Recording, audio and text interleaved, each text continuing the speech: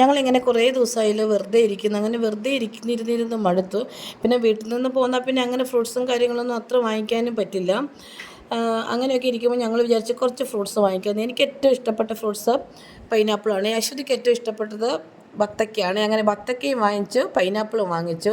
എന്നിട്ട് അവസാനം ഞങ്ങൾ രാത്രിക്ക് പൈനാപ്പിളാണ് കട്ട് ചെയ്തത്. നല്ല ടേസ്റ്റാണ് കേട്ടോ.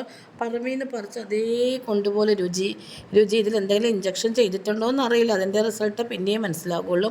എന്തായാലും 2 കട്ട് ചെയ്തു. ഞങ്ങൾ 2 കട്ട് ചെയ്തിട്ട് അത് മുഴുവൻ ഞങ്ങൾ 3 പേരും കൂടി കഴിച്ചു.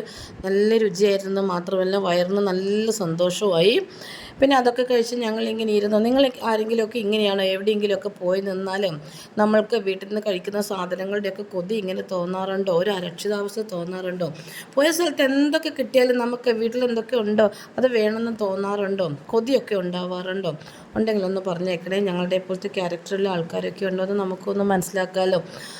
അങ്ങനെ എത്ര വലിയ സദ്യ കഴിച്ചാലും നമുക്ക് ഇടയ്ക്ക് ഇങ്ങനെ ഇരിക്കും ഒന്നുമില്ല എന്നൊരു തോന്നൽ. അങ്ങനെയാണ് കേട്ടോ ഞങ്ങൾ ഈ പൈനാപ്പിൾ വാങ്ങിച്ച് കട്ട് ചെയ്ത് ഞങ്ങൾ എല്ലാവരും കൂടി കഴിച്ചത്.